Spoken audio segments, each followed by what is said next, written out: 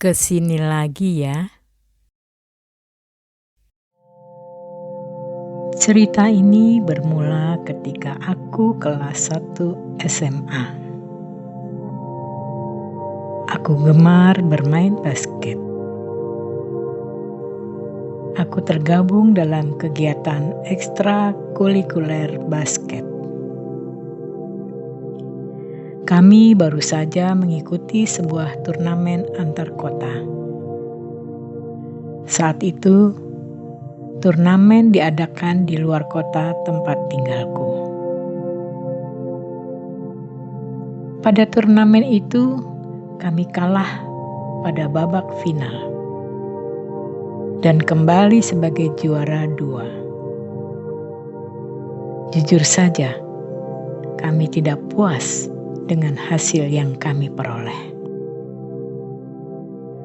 Turnamen berakhir ketika hari sudah sore menjelang malam. Sebelum kami pulang, kami mampir ke sebuah warung makan untuk mengisi perut. Karena perjalanan akan memakan waktu yang cukup panjang. Kami pulang menggunakan sebuah bis. Suasana saat itu cukup hening. Wajar saja, saat itu hari sudah gelap. Kami mungkin baru berangkat sekitar jam 8 malam. Kami juga sudah sangat lelah. Beberapa siswa langsung tertidur tidak lama setelah bis mulai berjalan. Kami berjalan melewati jalan antar kota. Sebuah jalan yang berkelok dan berbukit-bukit. Tidak banyak kendaraan yang melintas. Aku duduk di sisi kanan, tepat di samping jendela. Namun, tidak ada apa-apa yang bisa kulihat. Karena di sisi kanan perjalanan kami hanya terlihat sebuah pagar pembatas yang melintang. Sebagai pembatas antara jalan yang kami lewati dan jurang yang curam. Temanku yang duduk di sampingku sudah tertidur pulas. Sedangkan aku sama sekali tidak dapat tidur. Aku masih memikirkan kekalahan yang kami alami. Sesekali aku memejamkan mata untuk mencoba tidur. Namun tetap tidak bisa.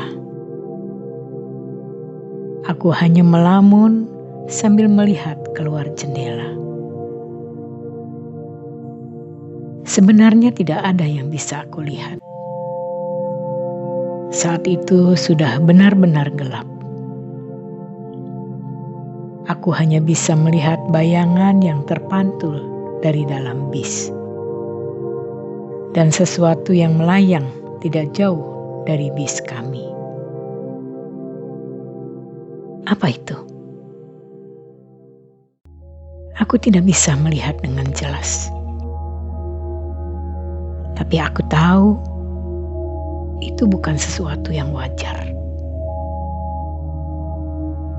Semakin aku melihatnya,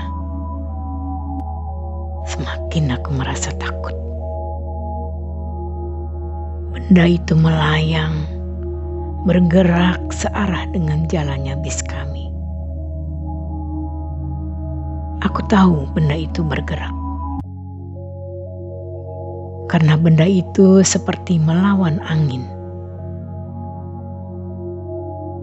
Ada sesuatu yang tertiup angin. Sesuatu seperti rambut yang cukup panjang. Benda yang melayang itu terlihat seperti kepala tanpa badan. hanya kepala yang melayang dengan rambut yang tertiup angin. Aku berulang kali mengalihkan pandanganku. Aku harap aku hanya salah melihat. Namun ketika aku kembali melihat keluar jendela,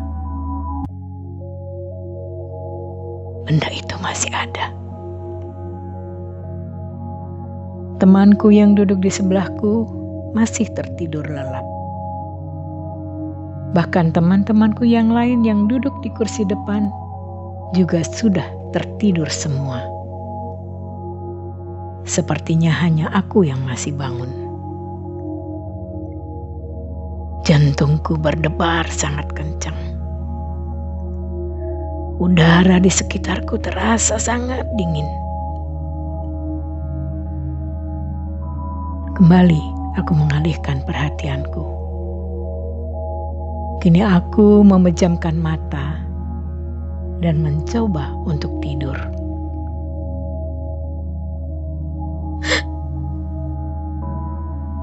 Terdengar suara seseorang dari belakangku.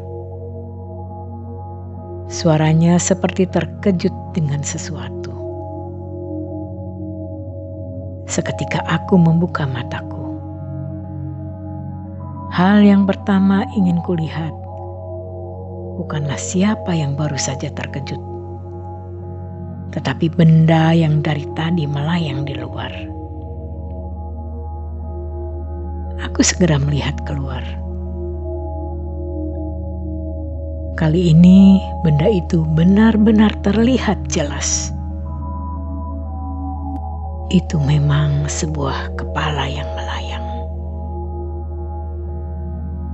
Saat aku melihatnya, kepala itu juga sedang melihat ke arah kami. Seketika, kepala itu menghilang. Dan ada sebuah suara yang berbisik di telingaku. Namun aku tidak dapat mendengar dengan jelas. Hal itu terjadi sangat cepat. Aku berdiri dari kursiku dan melihat ke arah belakang. Sepertinya suara tadi adalah suara kakak kelasku, Kak Yana. Aku tidak tahu apa dia juga melihat apa yang kulihat. Namun wajahnya terlihat sangat pucat. Tapi mungkin wajahku saat itu juga sama pucatnya. Kami cukup lama saling memandang.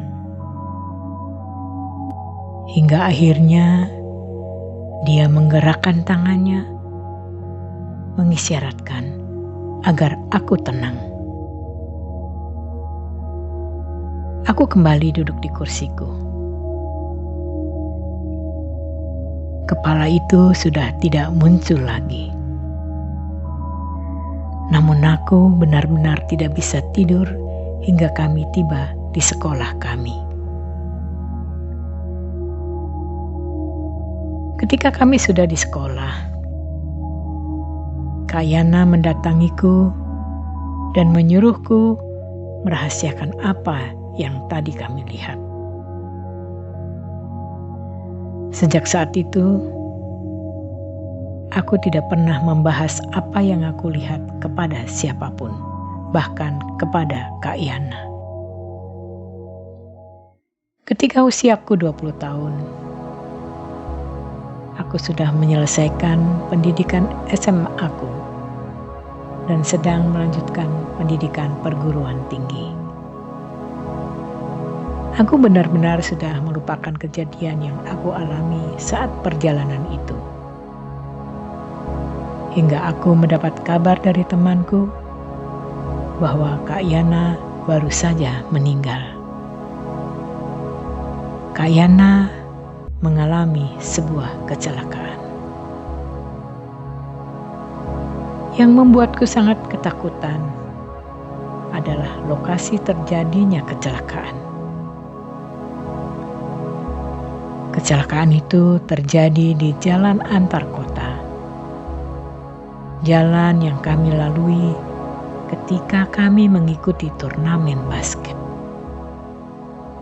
Jalan di mana kami melihat sosok kepala yang melayang. Menurut cerita yang kudengar, Kak Yana bersama dengan kekasihnya. Mereka sedang melakukan perjalanan dengan menggunakan mobil. Tidak ada yang tahu penyebab terjadinya kecelakaan. Mereka menabrak pagar pembatas jalan dan terjun ke jurang yang ada di bawah. Keduanya meninggal di tempat. Mendengar cerita itu, aku hanya bisa gemetar ketakutan. Aku kembali mengingat sosok yang kulihat saat itu. Dan entah kenapa, aku juga ingat dengan suara yang berbisik di telingaku, tepat ketika sosok itu menghilang. Suara itu berkata, "Kesini lagi ya."